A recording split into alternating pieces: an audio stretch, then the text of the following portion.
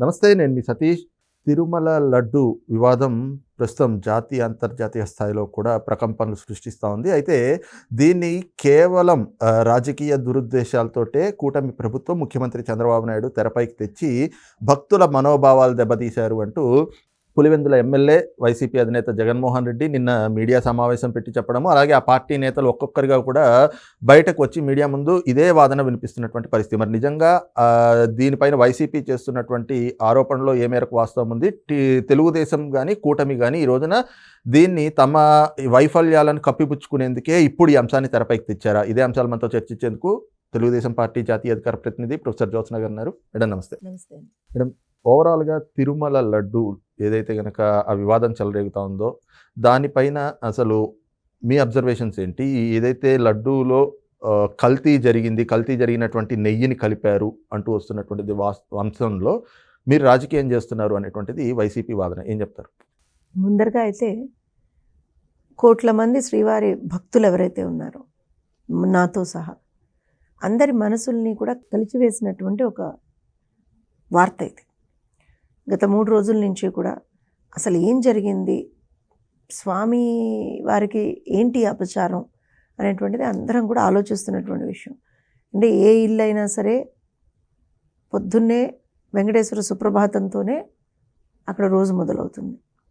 అలానే మనం కనుక చూసుకుంటే ఎక్కడా కూడా స్వామివారికి సంబంధించినటువంటి కైంకర్యాల విషయంలో కావచ్చు, నైవేద్యాల విషయంలో కావచ్చు, ప్రసాదాల విషయంలో కావచ్చు, ఏ విధమైనటువంటి ప్రామాణికాలు పాటిస్తారు అనేటువంటిది మనందరికీ తెలిసినటువంటి విషయమే. కానీ గత 5 సంవత్సరాల్లో ఎంత నిర్లక్ష్యం చేశారు, నిర్లక్ష్యమా కుట్ర కుతంత్రమా అనేది దానికి ఇంకా కూడా ఏమంటారంటే మనం ఆలోచిస్తున్నాం. కానీ నా దృష్టిలో అయితే ఒక పెద్ద కుట్ర జరిగిందండి. వీళ్ళు ఇవాళ రాజకీయం అంటున్నారు. నేను రాజకీయం ఎక్కడుంది అని అడుగుతున్నాను. రాజకీయం ఎక్కడుంది అసలు? స్వామివారి ప్రసాదం అది. ఎవరైనా ఇప్పుడు మీకైనా నాకైనా ఎవరికైనా తిరుపతి స్వామివారి ప్రసాదం ఇస్తే ఫస్ట్ తీసుకోవడానికి ముందర కూడా కాళ్ళకి చెప్పులు ఉంటాయి, చెప్పులు పక్కకు తీసుకుంటాం, ఇలా తీసుకుంటాం. అంటే అంతా మనం స్వయంగా స్వామివారే మనకు తన ప్రసాదాన్ని అందిస్తున్నారని భావిస్తాం మనం. అలాంటి ప్రసాదంతో అసలు చెలగాటం చేయాలని వీళ్ళకి ఎలా అనిపించింది? రాజకీయం ఇవాళ వాళ్ళు కదా చేస్తోంది. మేము జరిగినటువంటి దాన్ని బయట పెట్టాం. మేం కాదు, టీటీడీ చెప్పిందండి. ఇప్పుడు కాదు టీటీడీ చెప్పింది, జూలైలోనే టీటీడీ అక్కడ ఏదో అంటే అంత తక్కువ ధరకి ఎలా వస్తుంది అనేటువంటిది ఒక కాన్సెప్ట్ ఏదైతే ఉందో దాని మీద వాళ్ళు వర్కౌట్ చేసినప్పుడు కొంత కల్తీ జరిగింది, ప్రామాణికాలు సరిగ్గా పాటించలేదు అనేటువంటిది బయటకు వచ్చింది. విజిలెన్స్ ఎంక్వైరీస్లో బయటకు వచ్చింది. బయటకు వచ్చిన వెంటనే వాళ్ళు థర్డ్ పార్టీకి సంబంధించినటువంటి టెస్టింగ్కి పంపించారు. పంపించినప్పుడు అసలు నిజంగా కూడా చాలా అభ్యంతరకరమైనటువంటి పదార్థాలు అందులో ఉన్నాయి అనేటువంటి ఒక రిపోర్ట్ బయటకు వచ్చింది. సో వీటన్నిటిని దృష్టిలో పెట్టుకొని ఇంకా ఫర్దర్ ఎంక్వైరీస్ చేస్తూ మొన్న రాష్ట్ర ముఖ్యమంత్రి నారా చంద్రబాబు నాయుడు గారు ఇది నా దృష్టికి వచ్చింది అనేటువంటి మాట చెప్పారు. తర్వాత ఏం జరిగింది అని అంటే అందరూ ఇప్పుడు ఒక మాట అంత పెద్ద ఆయన మాట్లాడినప్పుడు ఎవరైనా సరే అసలు ఎలా అనేటువంటి ఒక ఎంక్వైరీ మనం అందరం కూడా చేసుకుంటాం. ఎందుకంటే ఇది సార్ కూడా ఆ మాట చాలా జాగ్రత్తగా చెప్పాల్సినటువంటి పరిస్థితి వచ్చిందండి. ఎందుకనంటే ఇది భక్తుల మనోభావాలకు సంబంధించినటువంటి అంశం. చంద్రబాబు నాయుడు గారు ఆయనే పరమ భక్తుడు వెంకటేశ్వర స్వామికి. నాకు తెలిసి అసలు ఫస్ట్ ఆయనే జీర్ణించుకోలేకపోయి ఉండొచ్చు ఈ విషయాన్ని. సో తమాయించుకొని ఇది జరిగింది, తప్పు చేశారు వాళ్ళు, సో దాన్నైతే బయట పెట్టాలి అనేటువంటి ఉద్దేశంతో మెల్లిగా కొంచెం స్లోగా చెప్పాల్సినటువంటి పరిస్థితి. ఎందుకంటే it is a very sentimental issue అండి. It's very sensitive and sentimental issue. So అలాంటి పరిస్థితిలో చెప్పిన తర్వాత ఎవరికి వాళ్ళు అసలు ఏం జరిగింది అనేటువంటి ఒక ఇది తీసుకున్నప్పుడు డెఫినెట్గా కొన్ని పేపర్లు అవి బయటకు వచ్చాయి, రిపోర్ట్స్ బయటకు వచ్చాయి. ఆ రిపోర్ట్స్ ఆధారంగా ఇది ఎంత జరిగిందని చెప్పిన తర్వాత నిన్న ఈఓ గారు ఒక ప్రెస్ మీట్ పెట్టి అసలు మేము ఎందుకు టెస్టులు చేయించాల్సి వచ్చింది అనేటువంటిది ఒకటి చెప్పారు. అంతా అయిన తర్వాత ఆ కంపెనీని బ్లాక్ లిస్ట్ చేశారు, ఆ స్టాక్ని సీజ్ చేస్తారు. ఇంకో కంపెనీకి ఏదైతే రెగ్యులర్గా ఇదివరకు ఇచ్చేవాళ్ళు ఆ కంపెనీకి ఇచ్చారు, సొసైటీకి ఇచ్చారు, అయిపోయింది. ఇప్పుడు everything is going on good. అక్కడ సంప్రోక్షణ కూడా చెయ్యాలి అనేటువంటి ఒక ఆలోచన ప్రభుత్వం చేసింది. Everything is good. తగుదనమ్మా అని చెప్పి ఒక బఫూన్ నిన్న సాయంత్రం ఒక ప్రెస్ మీట్ పెట్టాడు. నేను ఎందుకు అంటున్నానంటే రాజకీయం చెయ్యకూడదు అని మేము గట్టిగా నిర్ణయించుకున్న తర్వాత కూడా బయటకు వచ్చి ఎస్ నేను రాజకీయమే చేస్తాను అని అంటే, వెంకటేశ్వర స్వామితో రాజకీయం చేస్తే పుట్టగతలు లేకుండా పోతావు అనేటువంటిది నాకు తెలిసి వాళ్ళ నాన్నని చూసినా నేర్చుకోవాల్సింది. నేర్చుకోలేదు, మళ్ళీ అదే చేశాడు. నిన్న ప్రెస్ మీట్ పెట్టాడు. మీకు ఆ ప్రెస్ మీట్లో ఎక్కడన్నా లడ్డూకి సంబంధించినటువంటి అంటే ఏదైతే రిపోర్ట్ వచ్చిందో, ఆ నెయ్యికి సంబంధించినటువంటి రిపోర్ట్ వచ్చిందో దాని గురించి ఎక్కడ అన్న మాట్లాడినటువంటి దాఖలాలు కనిపించాయా? ఎక్స్ప్లెనేషన్ ఏమన్నా ఇచ్చాడా? అన్నీ అసలు ఏం మాట్లాడాడో నాకైతే సగం అర్థం కాలేదు. సగం అర్థమే కాలేదు ఎవరికి. ఇంగ్లీష్లో మాట్లాడాలన్నా కష్టపడ్డాడు, తెలుగులో మాట్లాడాలన్నా కష్టపడ్డాడు, అసలు చూసి చదవాలన్నా కష్టపడ్డాడు, చూడకుండా చదవాలన్నా కష్టపడ్డాడు. పగోడికి కూడా రాకూడదు పాప ఈ కష్టం, జగన్మోహన్ రెడ్డి కష్టం. ఇదేం దౌర్భాగ్యం అండి. నేను నిజంగా ప్రెస్ మీట్ చూసిన తర్వాత నేను అనుకున్నాను, ఈ వ్యక్తిన ప్రజలు 5 సంవత్సరాలు ముఖ్యమంత్రిగా ఎన్నుకున్నారు అని. 5 సంవత్సరాలు ముఖ్యమంత్రిగా ఉన్నాడా? అరే, కోట్లాది మంది మనోభావాలకి సంబంధించినటువంటి అంశం తిరుపతి లడ్డు ప్రసాదం. దాని గురించి ఎంత అంటే ఏదో క్యాజువల్గా, సింపుల్గా క్యాజువల్గా ఎలా మాట్లాడాడో నాకు నిజంగా అర్థం కాలేదు.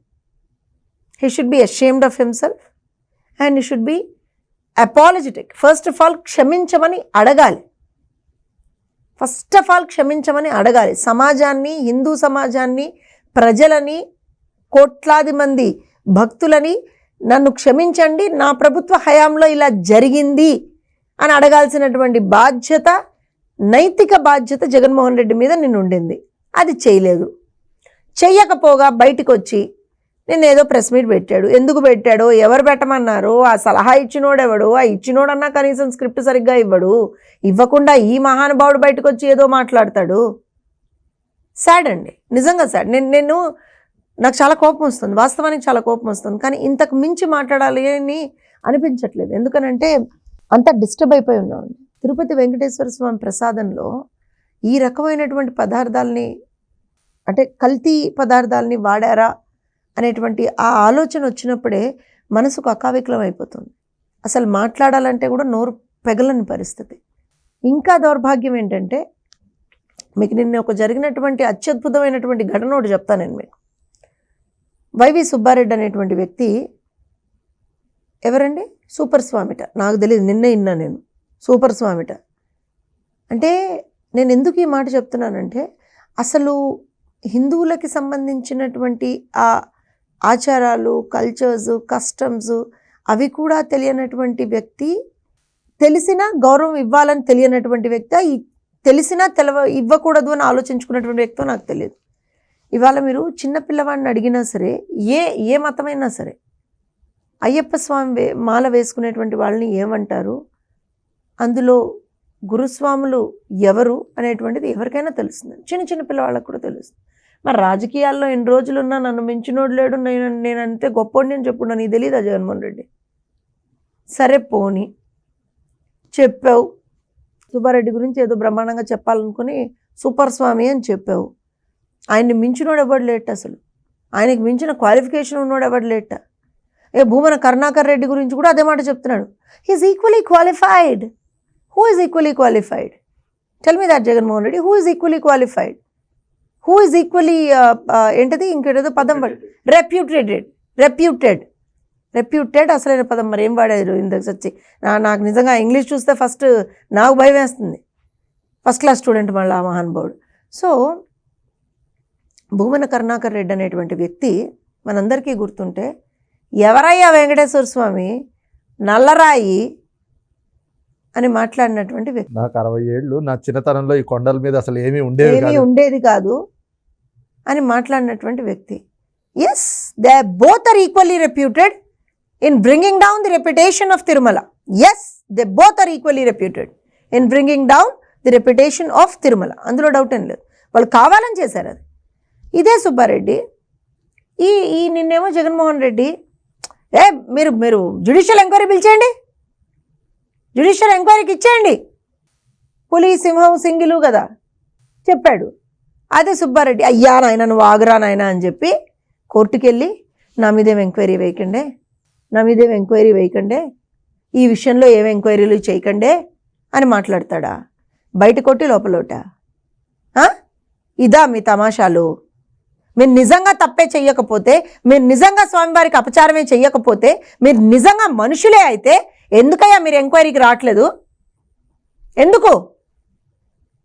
ఇంకోటి అక్కడ ఇంకో ఆణిముత్యం, మళ్ళా నా మీద నాకు నోటీస్ ఇచ్చారు. ఆ నోటీస్కి నేను సమాధానం చెప్పకముందరే విజిలెన్స్ రిపోర్ట్ బయటికి ఇచ్చేశారు. విజిలెన్స్ రిపోర్ట్ అని వచ్చింది, ల్యాబ్ టెస్ట్ రిపోర్ట్ బయటకు వచ్చింది. విజిలెన్స్ రిపోర్ట్ బయటకు వస్తే అసలు మీరు ఎవరు కూడా బయట ఉండరు.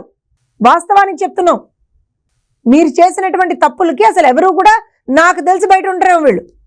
నేను ఎందుకు అంటున్నానంటే ఈ మాట, వీళ్ళు బయటకేమో బయటకు వచ్చేసి ప్రెస్ మీట్లలో ఏం పెడతారు, ఈవెన్ డిబేట్స్లో కూడా, టీవీ డిబేట్స్లో కూడా we are ready for CBI enquiry, we are ready for sitting judge enquiry, we are ready for any enquiry అని ఒక్కొక్కళ్ళు మాట్లాడతారు. మళ్ళీ తిప్పి చూస్తే హైకోర్టుకి లంచ్ మోషన్ మూవ్ చేస్తారా వీళ్ళు? దీని మీద ఏ విధమైనటువంటి చర్యలు జరగకూడదు, ఏ విధమైనటువంటి ఎంక్వైరీ చేయకూడదు, ఎంక్వైరీ నిలుపుదల చెయ్యాలి అని చెప్పి మళ్ళీ కోర్టుకు వెళ్తారా? ఇక్కడ ఏది నిజమని తీసుకుందాం మనం? తప్పు చేయకపోతే మీరు ఎంక్వైరీని ఎదుర్కోవడానికి మీకు ఎందుకు భయం? ఎందుకు భయం? ఎవరు బయటపడతారని? ఎంక్వైరీ జరిగితే తీగ లాగితే డొంకంతా కదులుతుంది కదా. ఎంక్వైరీ జరిగితే ఖచ్చితంగా ఎవరైతే ఇందులో ఇన్వాల్వ్ ఉన్నారో వాళ్ళందరూ బయటపడతారు. అదే వాళ్ళ భయం. సరే, వీళ్ళందరికీ వీళ్ళందరినీ స్వామివారు చూసుకుంటారు, అందులో డౌట్ ఏం లేదు. నేను చాలా బలంగా నమ్ముతున్నాను.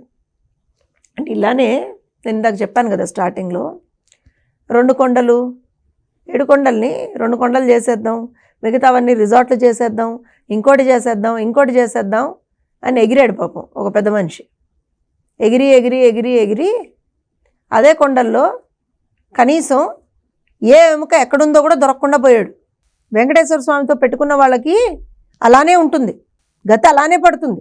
జగన్మోహన్ రెడ్డి అందుకే మేము మీకు 5 సంవత్సరాల్లో మీరు అధికారంలో ఉన్నప్పుడు కూడా చెప్పాం, నువ్వు వెంకటేశ్వర స్వామితోటి పెట్టుకుంటున్నావు, అపచారం చేస్తున్నావు, తిరుమలలో నువ్వు అపచారం చేస్తున్నావు, ఉపద్రవాలు వాటిల్లుతున్నాయి, జగన్మోహన్ రెడ్డి ఒళ్ళు దగ్గర పెట్టుకో, జాగ్రత్త చెప్పాం. వెన్లా ఏమైంది?